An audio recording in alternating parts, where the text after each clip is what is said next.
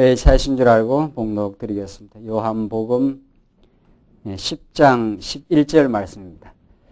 나는 선한 목자라. 선한 목자는 양들을 위하여 목숨을 버리거니와 싹구는 목자도 아니요 양도 제 양이 아니라 이리가 오는 것을 보면 양을 버리고 달아나나니 이리가 양을 넉탈하고 또 해치느니라. 달아나는 것은 제가 싹군인 까닭에 양을 돌아보지 아니함이나 나는 선한 목자라. 내가 내 양을 알고 양도 나를 아는 것이 아버지께서 나를 아시고 내가 아버지를 아는 것 같으니 나는 양을 위하여 목숨을 버리노라. 15절까지 우선 봉독드렸습니다. 지금 우리는 요한복음 말씀을 통해서 아버지께로부터 오신 예수, 이 땅에 인간의 몸을, 육신의 몸을 입고 예수는 왔지만 그는 근본 신성을 가지신 아버지와 동등한 권세, 동등한 영광을 가지신 하나님 아버지를 보여주시는 계시의 절정이라는 사실입니다. 아들을 보면 아버지를 본 것 같다고 했듯이 우리 하나님의 아들 대신 예수를 보면은 그 아버지를 우리는 알 수가 있습니다. 그래서 요한복음이야말로 복음서 가운데 최종 마지막 나타나 있는 네 번째 복음서인데 모든 세 복음서를 총 정리한다고 우리는 결론 짓는다고 그래 볼 수 있습니다. 우리가 지금 보는 맥락은 생명과 빛으로 오신 예수입니다. 그 앞이 구속주로 오셔서 세상 죄를 지고 가는 어린 양, 세상의 모든 택한 백성들의 죄를 구속해 주시는 구속주로 오실 뿐 아니라 생명과 빛으로 오신 그 예수에 대해서 우리가 지금 공부를 합니다. 우리 지난 시간에는 이제 소경의 눈을 띄우시고 그에게 영원한 메시아임을 가르쳐주고 의롭다고 생각하는 바리새인들의 눈은 오히려 감겨버리는 그게 심판의 능력이라고 했습니다. 먼 자에게는 눈을 띄워주고 눈이 떴다고 생각하는 의롭다고 착각하는 자의 눈을 감추어버리는 영적으로. 그러니까 우리가 사실은 육신의 눈이 진짜 눈이 아니라 예수를 그리스도로 깨달을 수 있는 눈. 그래서 우리가 영원한 세계를 바라보는 눈, 영원한 하나님이 존재하시고 그 영원한 세계 가운데 우리가 잠깐 이 계시 세상에 우리가 보내져서 한평생을 우리가 훈련받고 연단받되 영생의 길로 우리를 지금 인도하고 계시다는 그 진리를 우리가 지금 깨닫는 것이 요한복음의 메시지입니다. 그래서 그게 이제 하나님의 그 심판의 능력이라는 거죠. 그래서 우리는 여러분과 저는 소경되었다가 진리를 볼 수 있는 타락되고 소경되었던 우리들에게 영생의 빛을, 진리를 이제 깨닫게 하셨습니다. 그래서 오늘 계속되는 본문은 10장 내용이 생명의 그 주가 되시는 그 생명을 주관하신다는 그 증거를 보여주시는 건데 그 중에 하나가 이제 오늘 본문 선한 목자에 대한 그 비유입니다. 11절 계속 보시면 봉독드린 그 11절 말씀이 이제 선한 목자의 비유가 나오는데 나는 선한 목자라. 선한 목자는 양들을 위하여 목숨을 버리거니와 생명을 그 지불해 주는 자라는 거죠.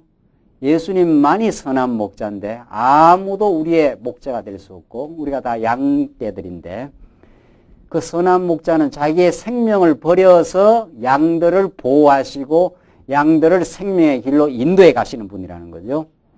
그래서 2절 보시면 싹구는 목자도 아니요 양도 제 양이 아니라 이리가 오는 것을 보면 양을 버리고 달아나나니 이 가짜 지도자죠. 가짜 싹군. 이리가 양을 넉탈하고 또 해치느니라. 진정으로 양들을 보호해 줄 수 없다는 거죠. 싹군은. 그런데 3절 달아나는 것은 저가 싹군인 까닭에 양을 돌아보지 아니함이나 나는 선한 목자라. 내가 내 양을 알고 양도 나를 아는 것이 선한 목자는 양을 알고 양도 선한 목자의 그 음성을 안다는 거죠. 이게 굉장히 중요한 말씀이에요. 여러분과 제가 다 선한 목자의 그 지팡이와 안내에 우리가 이끌림을 받아서 지금 우리의 삶을 살아가는데 우리가 선한 목자의 음성이 누군가 우리가 안다는 거죠. 선한 목자가 우리 양을 알 뿐 아니라 우리 양도 이제 진리의 말씀을 깨닫게 되면은 이게 선한 목자의 인도도 아니다. 그걸 깨닫게 된다는 거죠. 그러니까 이게 선한 목자가 있는데 이 양이 있어요. 양이 무조건 하고 이렇게 따라가는 게 아니고 선한 목자의 그 인도와 안내를 이제 받게 되면은 양이 이 음성을 캐치를 한다는 거죠. 이건 나를 쉴만한 물가로 인도하고 편안한 곳으로 나를 인도해 가는 분이구나 하는 것을 깨닫는 것이 이제 건강한 양입니다. 건강한. 물론 그 건강한 양을 목자가 그렇게 만들어 가는데 지금 오늘 이 시대에는 선한 목자 대신 예수 그리스도의 진리의 메시지, 그 생명의 꼴을 전가하지 않으니까 소위 말해서 여러분과 제가 다 양인데 그 말씀을 제대로 생명의 꼴을 먹지를 못해가지고 그 음성 분별의 능력이 떨어져 버린 거죠. 그래서 이게 선한 목자의 음성인지 이게 넉타라는 이리대로 인도해가는 싹군의 지금 잘못된 이 싹군의 이 당대의 바리새인들을 지칭하는데 거짓 지도자들 그들에게로 인도해 가는 건지 그 분별할 수 있는 건강성이 상실이 되어버린 거죠. 건강한 사람은 아무거나 먹질 않습니다. 건강한 사람은 이미 상한 음식이 입에 들어오면은 바로 거부해버립니다, 이게. 그래서 지금 오늘 본문의 말씀대로 예수님만이 우리의 선한 목자입니다. 그분이 우리를 푸른 초장으로 쉴만한 물가로 우리를 안전하게 보호해 가시는 분인데 그러니까 안다는 거죠. 서로가 서로를. 그래서 5절을 보시면 아버지께서 나를 아시고 내가 아버지를 아는 것 같으니 그러니까 선한 목자와 양이 서로 아는 것은 아버지가 예수를 알고 그 예수님이 또 아버지를 아는 것 같은 그런 비유라는 거죠. 나는 양을 위하여 목숨을 버리노라. 이분은 우리 선한 목자 예수 한 분밖에 없다는 거죠. 그가 어떠한 대적들, 이리떼들로부터 보호하시는 그래서 자기 생명을 지불해서 양들을 생명의 길로 인도하는 분은 예수 그리스도 한 분밖에 없다는 거죠. 16절 또 이 우리에 들지 아니한 다른 양들이 내게 있어 내가 인도하여야 할 터이니 저희도 내 음성을 듣고 한 무리가 되어 한 목자에게 있으리라. 지금 아직까지 이 우리에 들지 않는 양들이 있어서 내가 그들까지도 다 인도를 해서 다 내 음성을 듣고 한 무리가 되어 한 목자에게 있으리라. 그러니까 무리가 아마 많아도 목자는 한 분이라는 거죠. 한 목자. 우리를 이끌어 가시는 분은 예수 그리스도 한 분밖에 없는 거죠. 그러니까 우리 교회 안의 지도자는 교회 안에 이 양들이 여러 있지 않습니까? 예수님의 인도를 받는 양이 있는데 교회 안의 지도자라는 것은 나를 따르라가 아니라 그렇죠? 여기가 교회 안에 어떤 지도였다면 나를 따르라 이거 이분을 따라야 됩니다. 그게 교회 지도자의 특징입니다. 그게 세상 지도자하고 다른 거죠. 세상의 모든 지도자는 자기의 철학, 자기의 사상, 자기의 이념, 그 회사에 나아갈 방향, 어떤 조직의 목표, 그쪽으로 성도들을, 사람들을 이끌어가지만 교회의 지도자는, 교회에서의 지도자는 모든 지도의 목표가 선한 목자의 음성에 온 성도가 초점을 맞추도록 그렇게 지도하는 것이 선한 목자의 지도의 지침을 따르는 거죠. 자, 그래서 17절 보시면은 아버지께서 나를 사랑하시는 것은 내가 다시 목숨을 얻기 위하여 목숨을 버림이라. 이 놀라운 역설, 이게 최대 역설입니다. 이 말이 안 되는 것 같은데 말이 되는 거라는 거죠. 내가 다시 목숨을 얻기 위하여, 생명을 얻기 위하여 생명을 버리는 일이죠. 생명을 버리면은 끝나는 것 같은데 이 말이죠. 생명을 버리면은 그것으로 모든 것이 종지부 찍어지고 모든 것이 끝날 것 같은데 그게 아니라는 거죠. 아버지께서 나를 사랑하시는 것은 하나님이 예수를 이 땅에 보내시고 예수를 사랑하시는데 그 사랑하는 것을 어디서 확증할 수 있는가 하면 내가 다시 목숨을 얻기 위하여 목숨을 버림이라. 이것이 이제 여러분과 저에게는 풍성한 생명으로 다가온 거죠.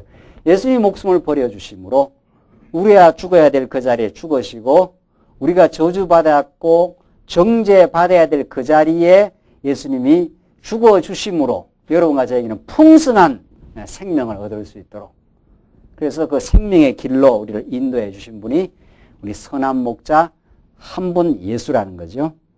그런데 더 중요한 건 보십시오. 18절 이를 내게서 빼앗는 자가 있는 것이 아니라 내가 스스로 버리노라. 이게 얼마나 중요해요.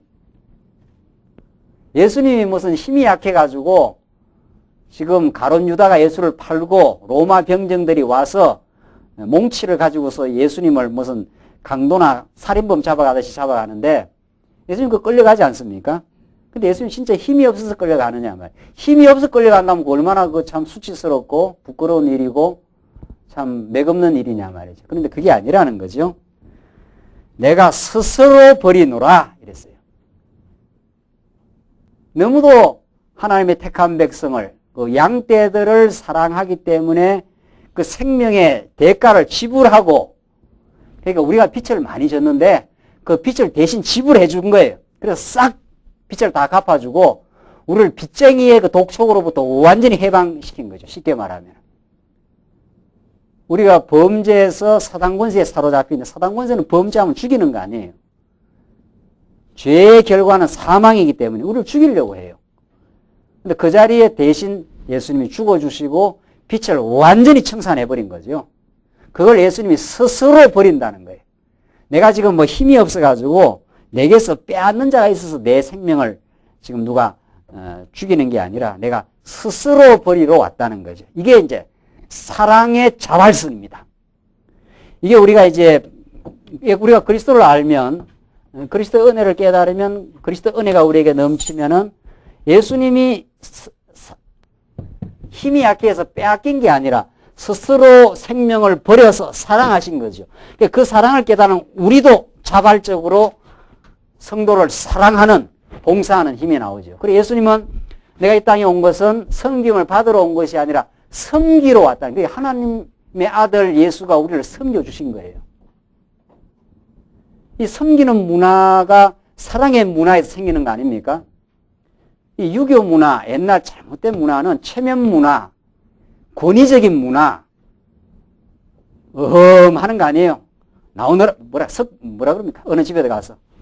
이리 오너라 하잖아요. 그 이제 고함을 지르는 거 아니에요. 그게 이제 자기 권세를 부리는 거 아니에요.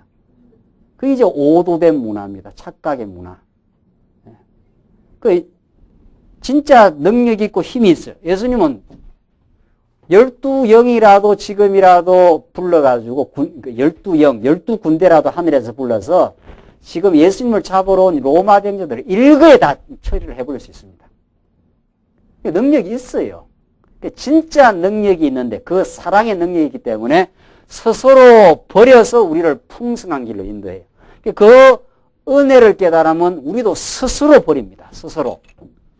사도 바울이 스스로 기독권을 버리고 기독권을 버리는 건 손해인가? 그게 아니라는 거죠. 너무도 엄청난 걸 얻었기 때문에 자연스럽게 버려요.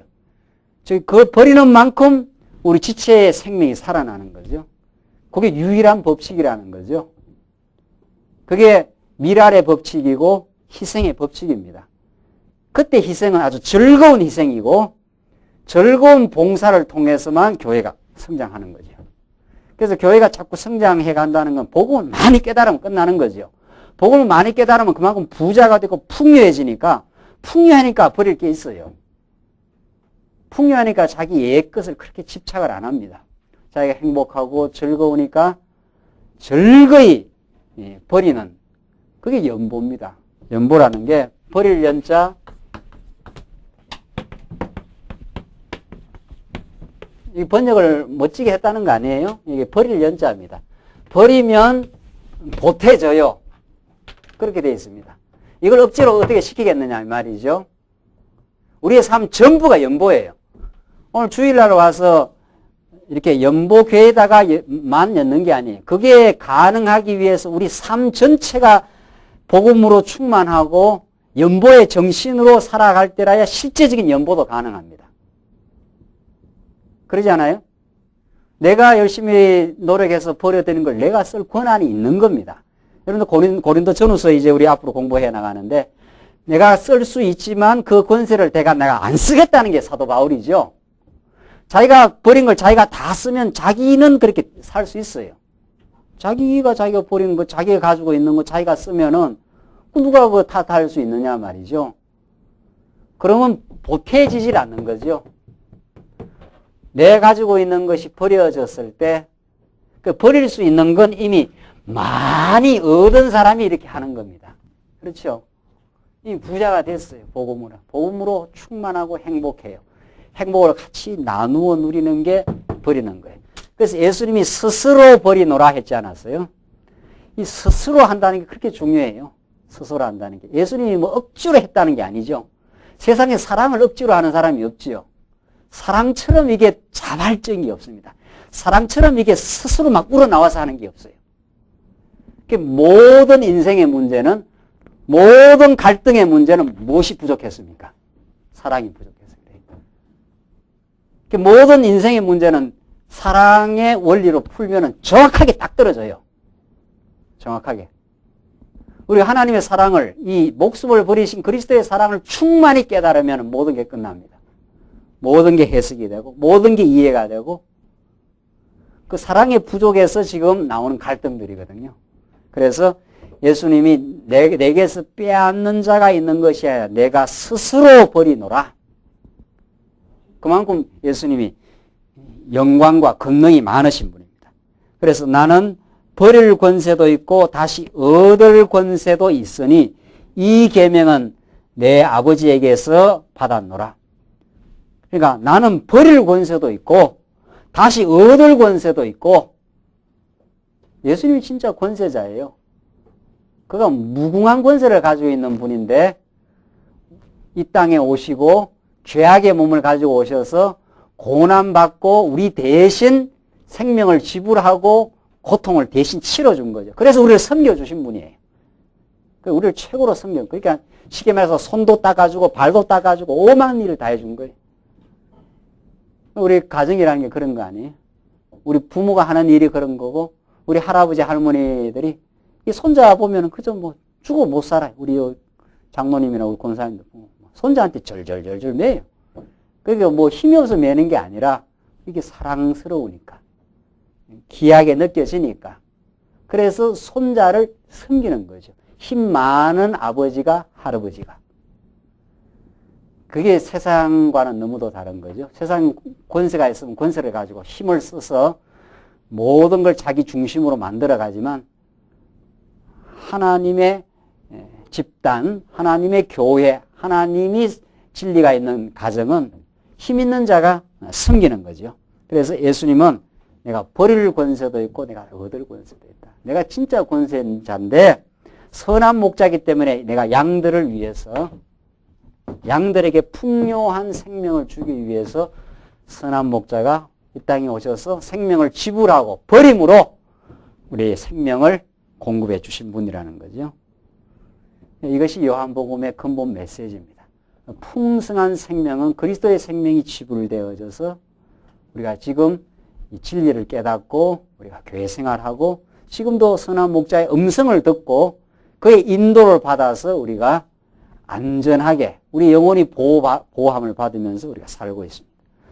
19절 보시면은 요한복음 10장 19절로 20절 보시면 예수께서 증거하시는 내용을 듣고 유대인들이 분쟁을 합니다.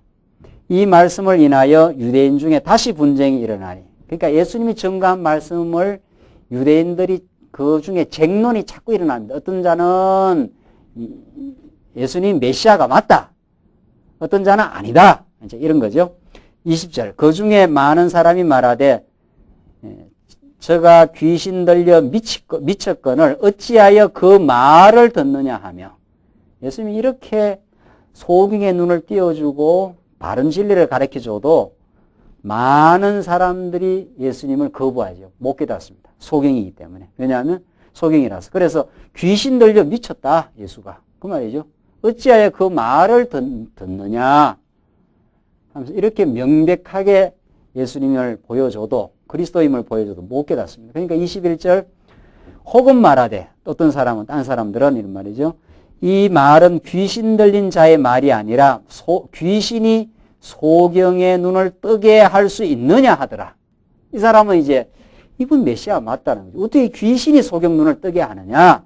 이 메시아니까 소경 눈을 지금 뜨게 하는 거 아니냐? 왜냐하면 이미 이사야서에 8세기, 7, 8세기 전 이사야 선지자가 이미 예수님에 대해서 이미 예언한 사실 아닙니까? 예, 눈먼 자가 눈을 뜨고 안전방위가 일어날 것이며 이렇게 이사야서 우리 공부하지만 예언되어 있어요. 그러니까 이 예언의 성취 사건입니다. 예수님 무슨 눈먼 자 눈을 띄워주는 그걸 불쌍해서 띄워준 게 그게 목적이 아니라 내가 메시아고 내가 생명의 빛을 던져주는 참 메시아라는 메시아임을 확증한 사건이죠. 우리는 이 성경 보고 예수가 우리의 생명을 주시고 우리를 빛 가운데로 인도하시는 분이심을 깨닫는 게 우리는 중요하죠. 자, 그래서 22절 보시면 22절로 29절은 예수께서 내 양에게 영생을 주어 멸망하지 않게 하십니다. 예루살렘의 수전절이 이르니 때는 겨울이라. 예수께서 성전한 솔로몬 행각에서 다니시니 유대인들이 애워싸고 가로되 당신은 언제까지나 우리의 마음을 의혹해 하려나이까. 그리스도여든 밝히 말하시오. 참 신기하죠. 그렇게 내가 메시아다 소경 눈을 띄워주고 지금 정죄하지 않고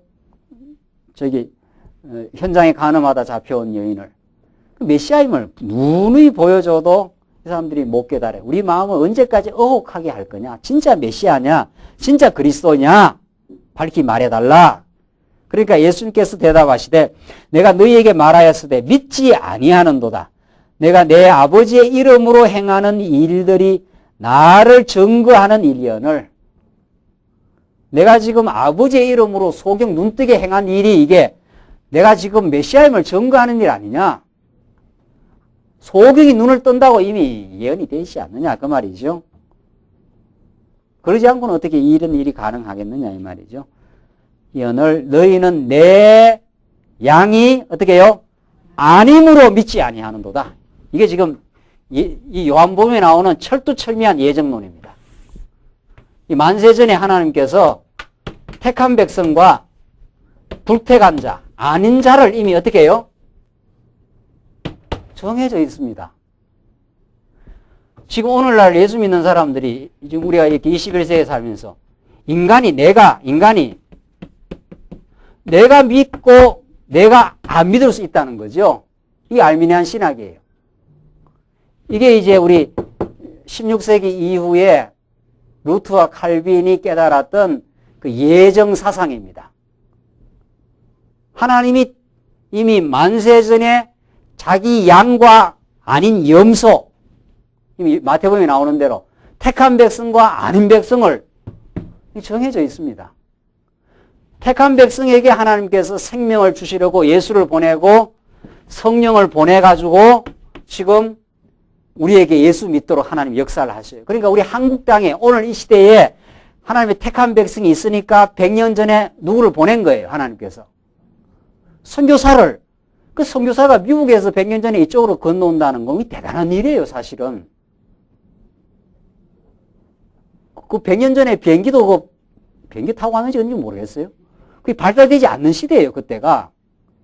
지금도 제가 뉴질랜드 이렇게 가보면은 그게 보통 일은 아니거든요. 하루 종일 비행기를 타고 가야 되는데, 그 100년 전에 그 사람들이 지금 이렇게, 여기 그 당시만 해도 우리 한국은 그야말로 아주 미개하고 정말 그냥 아주 우상 천지인 나라 아닙니까? 지금이나 좀 문화적으로 개발이 되고 기독교가 들어와서 정말 우리가 이렇게 발전하고 있습니다만은, 알지도 못하는 이 땅에 선교사들을 보내가지고 이 땅에 복음을 전하게 하는 일, 그 사람들이 온 게 아니에요.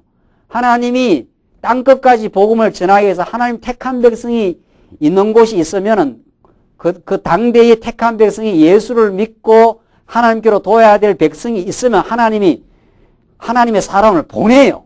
그래서 미션 하는 게 이게 선교인데 사명인데 하나님이 보내신다 그런 뜻이에요.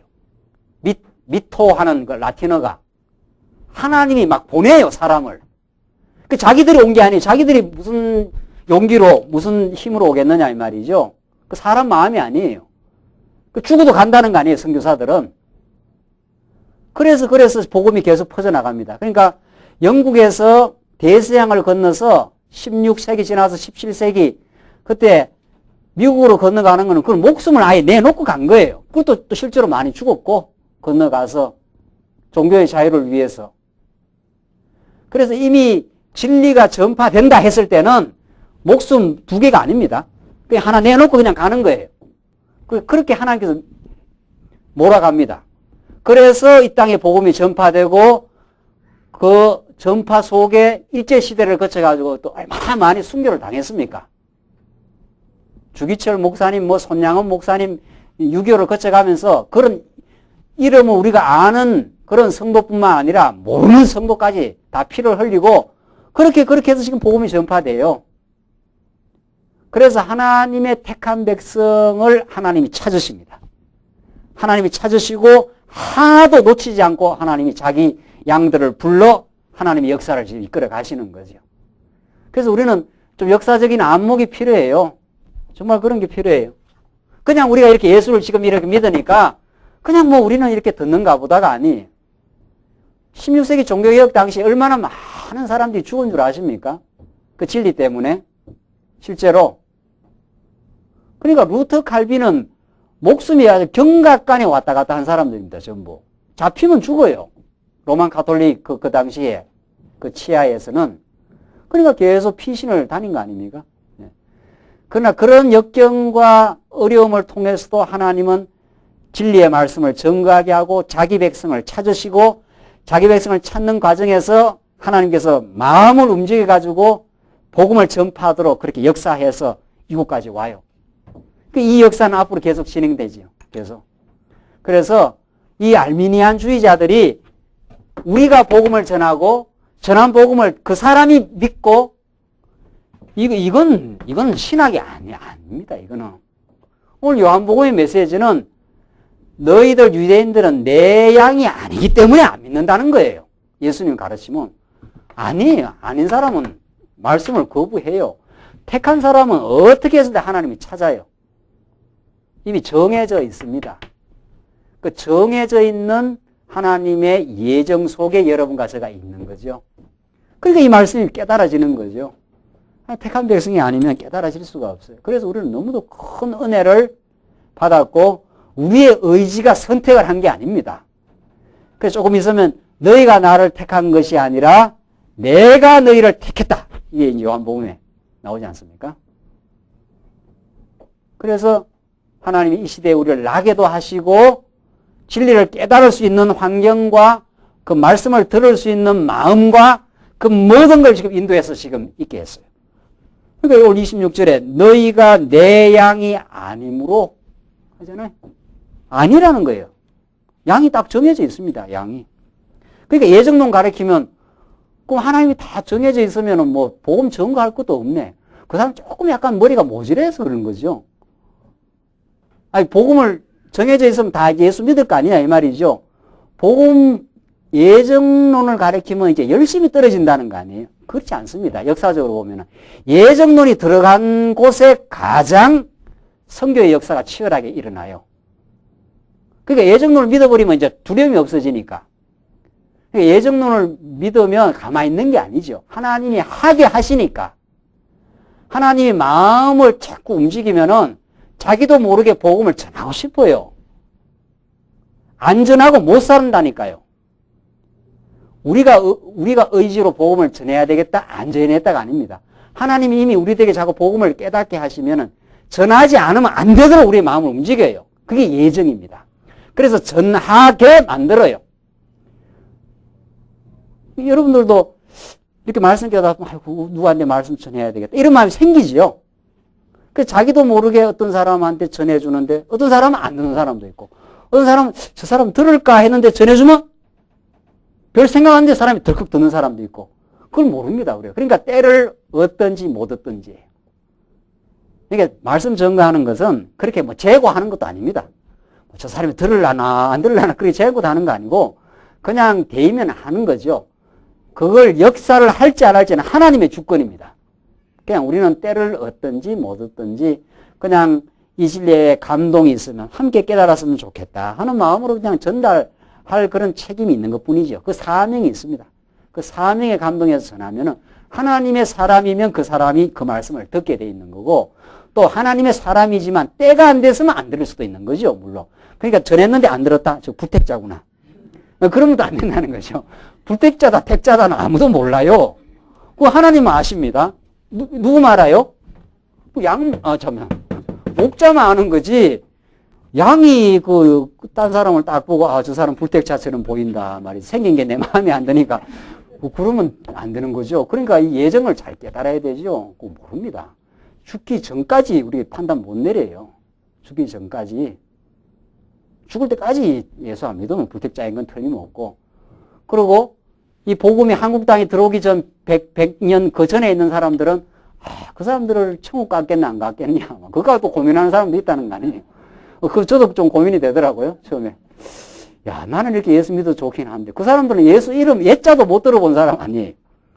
우리 고고조 할아버지들 말이죠. 그런 사람들은 예수 예자도 못 들어봤는데 기회도 없었는데 그 알미난 신학자들은 기회를 자꾸 주라는 거죠. 말씀 들을 기회를 줘. 기회를 지금 살아있으니까 기회나 주지 우리 고조 할아버지는 기회 자체도 없어요. 예수 이름도 들어보지도 못한 거예요. 그 사람들은 구원이 있나 없나 어떻게 생각합니까? 말할 것도 없이 바로 나서 지옥행 볼 것도 없는 거예요. 그거 갖고 우리 괴로워할 거 하나도 없어요. 우리는 자꾸 휴머니즘이 많아가지고 인간적인 이게 정이 많아가지고 저 사람도 갔으면 싶은데 그거 우리 마음대로 안 됩니다. 예. 휴머니즘하고 성경이 말한 거하고 너무 달라요. 그 하나님의 작정대로입니다. 하나님의 뜻입니다. 그게 하나님의 기쁘신 뜻이에요. 하나님 기쁘신 뜻대로 하나님이 정해진 대로 갑니다. 그래서 우리는 그 하나님의 정한 속에 택한 백성으로 정해진 건 우리 행위하고 아무 관계없는 무궁한 은혜입니다. 하나님 이쪽으로 떡 정해져 있으면은 우리가 예수 이 시대에 믿지도 못하고 들어도 거부할 거고 하나님 택한 백성으로 정해져 있기 때문에 이렇게 말씀이 들리고 은혜 가운데 우리가 살고 우리 선한 목자의 음성을 우리가 잘 듣게 됩니다. 잘 깨닫게 됩니다. 그래서 이 예정론은 성경 어디라도 다 예정론을 가르치는 거지만은 요한복음에 아주 명백하게 가르쳐요. 너희가 내 양이 아니라는 거예요. 그래서 유대인들이 예수를 거부하게 되어 있습니다. 또 거부해야 하나님의 뜻이 어떻게 됩니까? 이루어지지 않습니까? 유대인들이 예수를 잘 믿어가지고 예수님 이 땅에 왔는데 유대인들이 예수를 다 믿어버렸다. 이러면 어떻게 됩니까? 뭐가 어떻게 됩니까? 곤란하지 않습니까? 누가 곤란해집니까? 하나님이 아주 곤란해지잖아요. 왜? 유대인 중에도 가론 유다가 예수를 어떻게 해야 됩니까? 팔아넘겨야지요. 그래서 가야바를 비롯한 그 당시 산헤드린에 있는 모든 종교 지도자들이 예수를 죽이려고 음모를 해야 되잖아요. 가룟 유다는 팔고 그 당시에 바리새인들과 그 종교 기득권 세력들은 예수를 죽일 모함을 하고 그래서 예수를 죽이려고 해야지요. 그렇게 안 하면 가야바를 비롯해서 그 당시 바리새인들 종교 지도자들이 예수가 메시아가 맞다고 믿어져 버리면 그럼 예수님 어떻게 해야 돼요? 곤란하잖아요. 어떻게 해야 돼요? 혼자 올라가야 되잖아요. 십자가 위로. 죽여주는 사람이 없으니까. 그 죽여주는 사람이죠. 죽습니다. 죽이는 사람이 없는데 어떻게 그냥 뚜벅뚜벅 목매달 수도 없고 말이죠. 보기가 이상하잖아요. 목매달면은. 순교도 죽여주는 사람이 있어야 순교합니다. 순교도. 그러니까 우리가 순교의 영광을 달라고 기도한다고 되는 게 아니에요. 이 시대는 순교자가 없는 거예요. 그러니까. 순교하려면 이제 중국을 가든가 무슨 수를 놔야 돼요. 북한에 살든가 지금. 그러니까 내가 하나님이 우리 순교의 영광을 주려면은 복음을 강렬하게 믿는 것만은 안 돼요. 우리는 지금 열심히 복음 강렬하게 믿잖아요. 그래도 우리는 순교 영광은 없는 거예요. 그냥 살면서 하나님의 은혜를 깨닫고 연단받고 그러면서도 우리 감격하게 살다 가는 건데 모르죠. 이제 또 시대가 변해가지고 세월이 변해서 하나님께서 새로운 이제 강팍한 정권이 들어서고 역사가 또 일어나면은 이제 순교할 수가 있겠죠. 그래서 이게 우리 뜻대로 되는 게 하나도 없습니다. 우리 뜻대로. 그래서 이 유대인들은 예수를 거부하게 되어 있습니다. 그게 하나님의 정한 뜻이고. 그래서 유대인들의 구원이 끊어지고 이방인에게 구원이 넘어가도록 하나님 그렇게 되어 있습니다. 지금 그 촛대는 계속 움직여지고 있지 않아요? 구라파의 촛대는 이미 지나갔습니다. 구원의 역사가 구라파에는 지나갔어요. 아주 희미한, 다 타고 남은 재에서 희미한 불꽃만 있다는 거 아닙니까? 지금 영국을 가봐도 그렇고 어디를 가봐도 제가 뉴질랜드 가봤지. 뉴질랜드는 영국령입니다. 영국령. 이미 젊은 사람은 교회에서 다 빠져나가고 다 예수 믿는 것은 다 이제 사라져 버렸어요. 점점 다. 그래서 지금 우리 한국 땅에 제일 강렬하게 지금 복음. 우리가 얼마나 지금 행복한 사람들이 몰라요. 여기에 한국 땅에 왜 복음이 이렇게 치열한가 하면은 이 시대가 어려운 시대를 다 겪었거든요. 우리도 또 우리 청년이나 이 밑에 세대는 우리하고 또 감각이 또 다르지 않아요. 또 그 세대는 그 세대로 하나님께서 예수 믿게 하겠지만은 뭐 일제를 겪고 6.25를 겪고 가난을 겪고 갈등을 많이 겪은 세대들이기 때문에 우리가 강렬하게 말씀을 받아들이는 거거든요. 지금. 그러니까 하나님께서 그 당대의 복음을 깨닫게 하고 촛대를 이미 미국에서 한국으로 옮겼어요. 그러니까 우리가 서양신학 해가지고 제가 이번에 막 기독윤리학 기에 막 영어책 쫙 제가 확인한 것들 다 인용해 놨지만 그것은 뭘 배우려고 확인한 게 아닙니다. 이 서양신학이 끝이 났구나.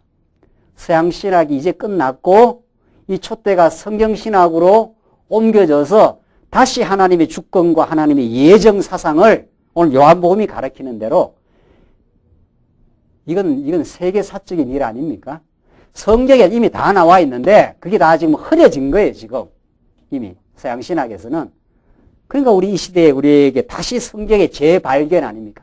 성경 복음의 재발견. 하나님이 주권적으로 역사를 하시고 하나님이 당대 교회를 하나님이 세우고 하나님이 이끌어 가시고 촛대를 지금 옮겨 가신다. 이미 한국 땅에 왔어요. 이 말씀 운동이 24년의 역사를 통해서 계속 집요하게 지금 성경신학의 체계화 작업을 통해서 작업이 이루어지고 있고 우리가 그 과정 중에 우리가 교회가 세워지고 그 속에 우리가 하나님의 말씀을 배우고 하나님이 해 가시고 있다는 걸 생생하게 우리가 느끼고 있으니까 이거야말로 우리가 복이 아니냐 말이죠. 예수님께서 너희는 내 양이 아니므로 유대인들은 아니기 때문에 버려지고 그들이 예수를 십자가에 못 박아 죽입니다. 그래서 하나님의 뜻이 이루어집니다. 하나님이 정한 십자가에 못 박혀 영생을 주기로 정한 뜻을 이래서 유대인들은 그렇게 쓰여진 거죠. 그 당대에.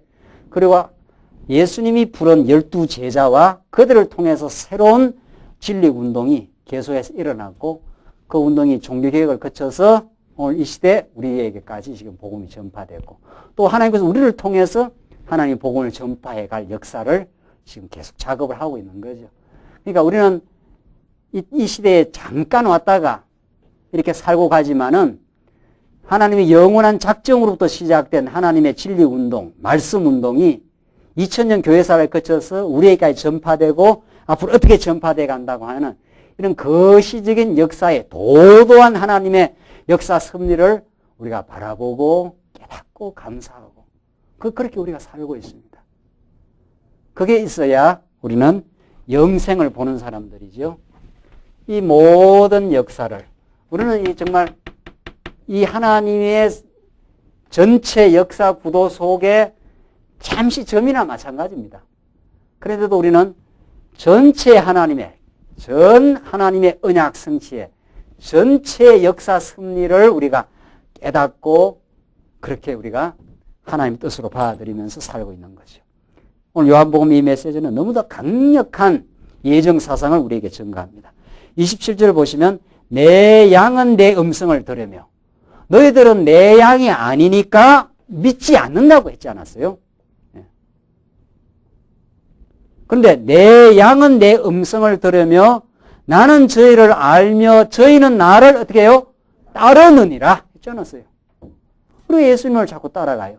자꾸 예수님 말씀이 듣고 싶고 예수님이 우리 인생의 주인이시고 교회의 머리시니까 자꾸 우리가 따르고 싶은 마음이 생겨나는 거죠.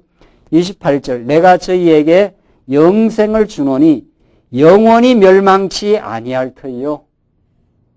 이게 선한 목자가 주시는 선물입니다.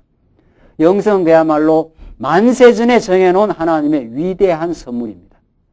이걸 우리가 우리의 노력으로 선택하고 우리의 노력으로 획득하는 게 아니라는 거죠. 그래서 우리 영생을 통해서 모든 영광을 돌려. 그러니까 계시록 보면은 모든 영광과 주권과 권세가 우리 하나님과 어린 양에게 세세 무궁토록 있을지어다. 이 계시록의 찬양이고 그게 우리 영원히 천국 가서 부를 찬양입니다. 이걸 깨달아야 우리가 하나님의 주권을 알고 하나님의 은혜를 아는 사람들이죠. 우리는 이 복음을 깨달으면 우리 삶 전부가 은혜의 찬양이에요. 내가 사는 것도 예수 믿는 것도 오늘 이 본문대로 내가 너희에게 영생을 주노니 했지 않았어요. 우리가 언제 믿어서 얻어요? 알미니안 신학자들은 인간이 이렇게 예수님이 왔으니까 내가 이렇게 믿어가지고 구원이 이루어진다는 거죠. 아니에요. 이런 거 아니에요. 이 신학이 알미니안 신학이 16세기 종교개혁 지나고 나서 17세기부터 아주 보편화된 신학 아닙니까? 지금 한국교회에. 그 한국교회 지금 이 예정론이 사라져 버렸지 않았어요? 그 제가 그림은 예정론은 이 뿌리입니다. 뿌리. 진리가 자라는 뿌리예요. 여기에서 언약과 성취라는 하나님의 뜻이 나오고 이 언약과 성취에서 이 가지에서 열매가 맺힙니다. 이렇게. 이 뿌리가 하나님의 영원한 작정과 예정 사상입니다. 작정과 예정을 빼면은 전부 우리 인간이 하는 거예요. 전부. 예수 믿는 것도 내가 믿고 교회 봉사하는 것도 내가 하고 그래서 내가 복음이 되는 거예요. 요한 복음이 아니고 내가 복음이 되는 거예요. 내가 한다는 거 아니에요. 이 뿌리가 잘려버리면 오늘날 교회 강단에서 뭐가 사라져버린 거예요. 뭐가? 하나님의 작정과 예정이 사라져버렸어요. 그리고 우리 연세 드신 옛날 장로님들, 옛날 권사님들은 희미하게나마 장로님들이 기도하면은 모든 걸 만세에 작정하시고 예정하시고 그게 장로교 신학의 토대거든요. 그게 그래도 형식적으로만이라도 남아있었어요. 근데 그런 기도 없었어요. 요즘 젊은 아이들 기도하는 거 보면은 뭐 하나님하고 이렇게 무슨 이렇게 무슨 대화하듯이 말이죠. 그렇게 한다고요. 자기가 이렇게 내가 여기 왔습니다. 그러고 말이죠. 네? 기도할 때 내가 왔습니다. 이런 기도가 없거든요. 하나님이 오늘 우리를 불러주셨습니다. 이래야 되는데 기도가 많이 바뀌어버렸어요. 모든 게 하나님의 주권과 그의 영원한 계획의 실현이 오늘 이 땅 아닙니까? 여러분이 오늘 여기 살고 오늘 우리 광야교회 식구로 모이고 한데 아주 신령한 예정이 우리에게 지금 이루어지고 있는 겁니다. 그러니까 우리는 우리가 했다는 소리를 정말 눈꼽만치도 못하고 그저 감사할 뿐이고 모든 영광이 우리 하나님께 돌아가고 우리 광야교회를 통해서 진리가 융성하고 진리가 전파되면 이거야말로 하나님이 하신다고 우리는 믿고 하나님이 자기 택한 백성들을 지금 찾아가시니까 우리를 통해서 지금 복음을 전파하게 하시고 지금 그렇게 한다는 거 아니에요. 그래서 28절 내가 저희에게 영생을 주노니 영원히 멸망치 아니할 터이요. 또 저희를 그 다음에 뭐라 그랬습니까? 내 손에서 빼앗을 자가 없느니라. 이 선한 목자의 권세를 누가 감당하겠느냐 말이죠. 빼앗을 자가 없다는 거예요. 그런데 알미니안 신학을 해볼까요? 부분 타락이에요. 인간이 부분 타락을 했다. 전적으로 타락하지 않았어요. 그러니까 자동적으로 하나님이 선택을 할 때는 좀 새카맣게 타락한 거는 버리고 그래도 좀 괜찮은 사람 조건 선택입니다. 알미니안주의자들이 하나님은 조건을 봐서 선택한다는 거예요.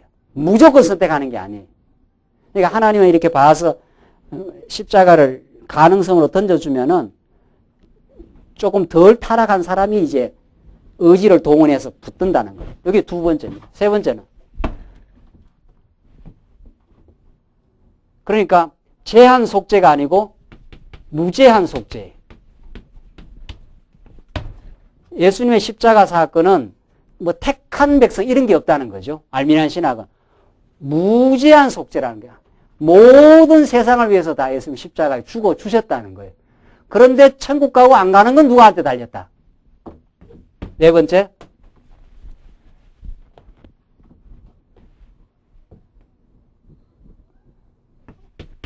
가항력 은총이.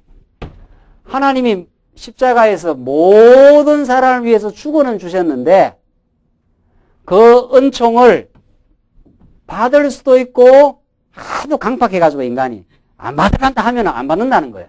안 받을 수 있는 권한이 있다는 거예요. 그래서 가항력 은총입니다. 한글을 할 수 있는 은총이다. 따라서 구원이 어디 가봐야 안다는 거예요.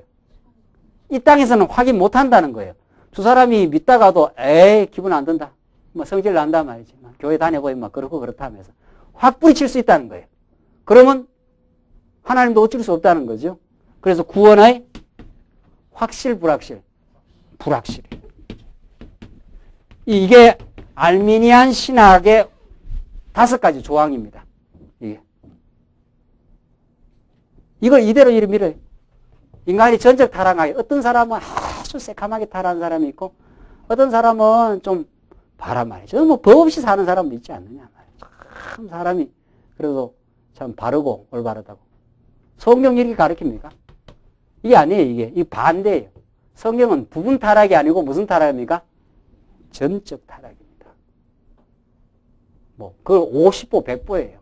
지금 강도범으로 들어가서 강도 10범이나 김용 목사나 본질상 보면은 어때요? 똑같아요. 그거 인정합니까? 김용 목사만 그런 게 아니고 우리 성도님도 인정하십니까? 전적으로 타락해서 부분 타락이 아닙니다. 하나님이 보실 때는. 그러니까 세상적 기준으로는 차이가 있죠. 그 세상적 기준은 하나님 보실 때는 그게 중요하지 않아요. 하나님 보실 때는 새카만 죄인이에요. 전적으로 타락했어요. 우리는. 다 틀렸죠? 조건 선택이라는 거예요. 아니에요. 그러니까 조건을 봐서 하나님이 선택한다는 거예요. 그게 아니고 하나님이 어떻게 해요? 우리는 조건을 보면 선택할 자 있습니까? 없어요. 그러니까 어떻게 선택합니까? 하나님이 무조건이에요. 하나님의 은혜로 무조건 우리를 선택해요. 제한 속죄. 하나님 모든 사람을 위해서 십자가에서 예수님이 죽으셨다는 거예요. 그래서 예수. 아니, 우리는 어디예요? 제한 속죄입니다. 속죄가 이런 유대인들에게는 속죄 공로가 안 미칩니다. 그러니까 이걸 버리지 않아요. 너는 내 양이 아니므로 내가 너희를 믿지 못한다는 거예요. 그리고 가항력 은총이 아니고 여러분들 하나님이 은혜를 주시는데 그걸 거부할 수 있다고 생각합니까?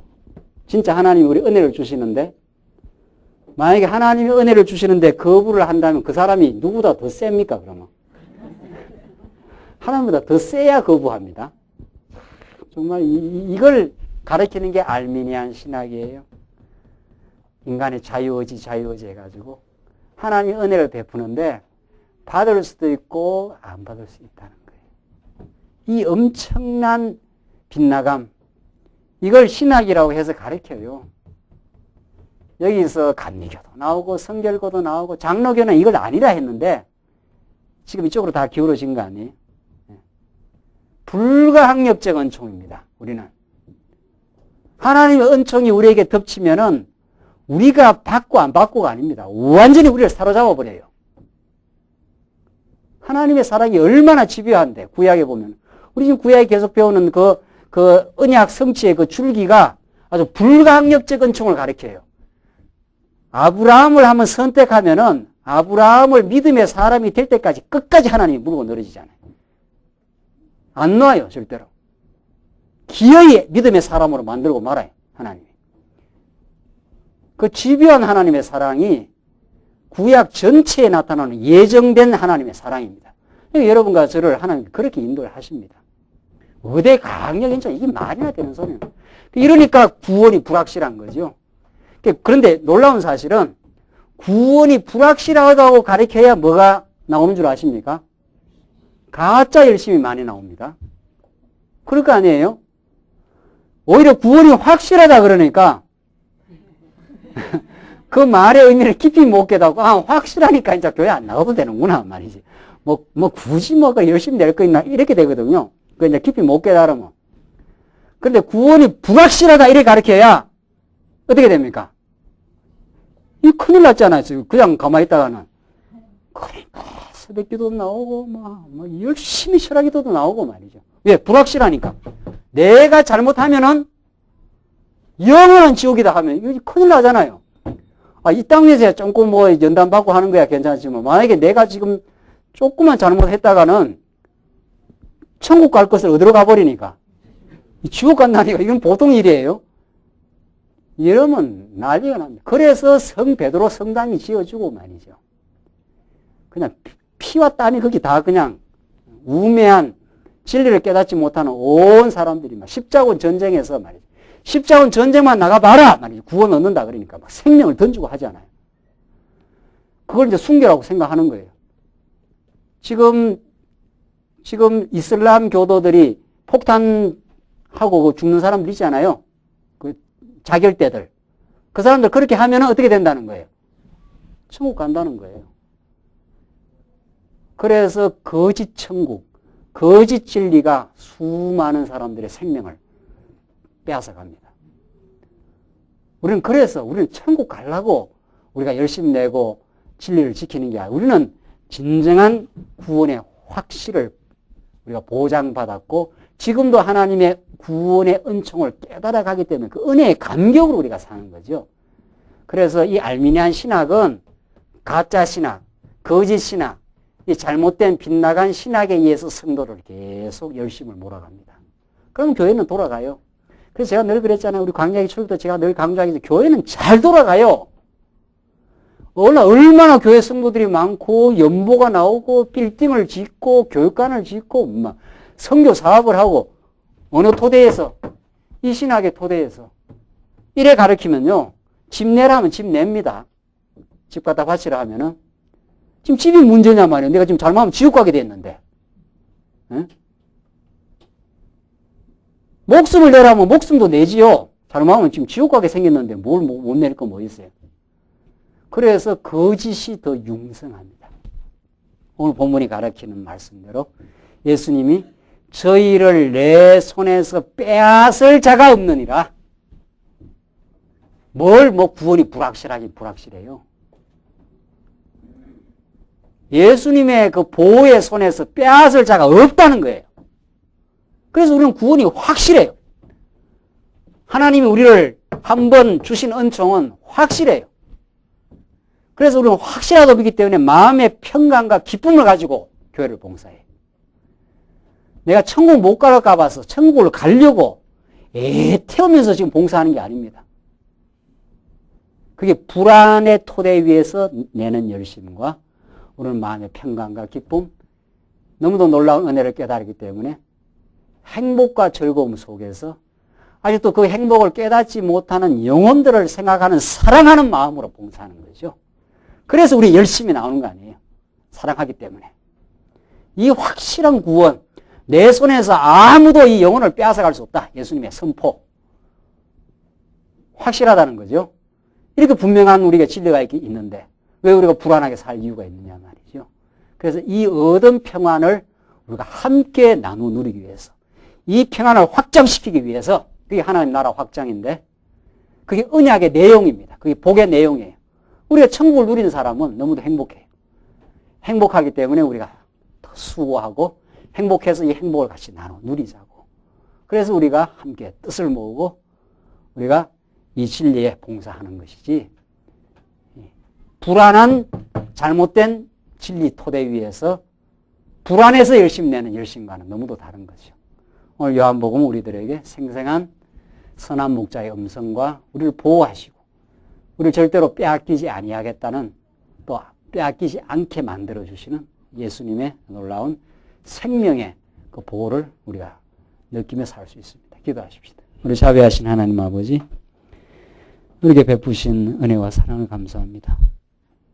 하나님의 놀라운 주권과 예정과 하나님이 한번 택한 백성을 끝까지 붙들고 보호하신다는 이 놀라운 예정의 사상을, 이 언약의 진리를 우리가 깨달으며 살아갈 수 있게 해서 너무도 감사합니다.